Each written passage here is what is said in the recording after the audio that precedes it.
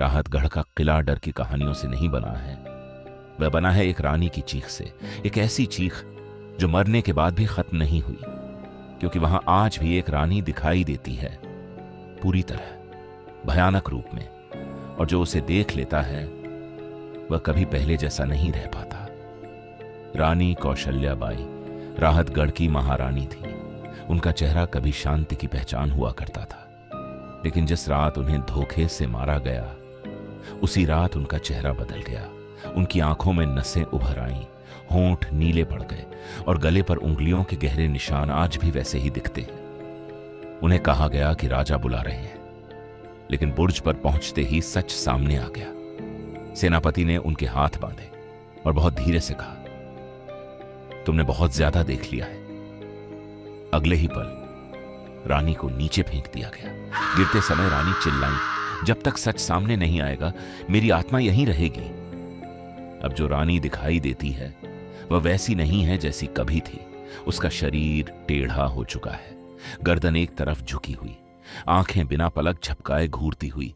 वह अचानक बहुत पास आ जाती है, इतनी पास कि उसकी सांस चेहरे पर महसूस होती है, और वह हंसती है, धीमी नहीं, एकदम टूटी हुई हंसी। लोग बताते हैं कि जब रानी सामने आती है तो उनके पैर अपने आप जम जाते हैं।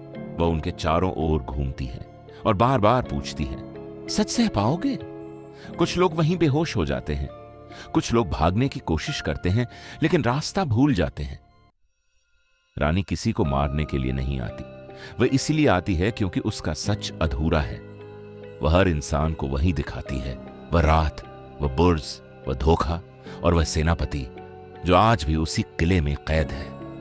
एक दिन एक साधु किले में आया। उसने रानी से भागने की कोशिश नहीं की।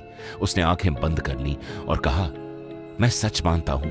उसी पल रानी जोर से चीखी, उसका शरीर कांपने लगा और पहली बार उसके चेहरे पर गुस्सा नहीं, दर्द दिखा। रानी ने आखिरी बार कहा, अब कोई मुझे झूठ नहीं कहेगा। उसका शरीर सीधा हुआ, उसकी आंखें शांत हो गईं, गले के निशान धीरे धीरे हल्के पड़ने लगे और फिर वह मुस्कुराई। वह डरावनी नहीं थी, वह थकी हुई थी। अगले ही पल रानी की देह वहां नहीं थी। उस दिन के बाद राहतगढ़ के किले में किसी ने रानी को नहीं देखा, लेकिन लोग कहते हैं अब वहां डर नहीं लगता, क्योंकि जहां आत्मा को मुक्ति मिल जाती है वहां डर भी दम तोड़ देता है। और राहतगढ़ में आखिरकार एक रानी को शांति मिल गई। ऐसी ही कहानियों के लिए चैनल को सब्सक्राइब करें, क्योंकि अगली कहानी शायद आपके आसपास हो।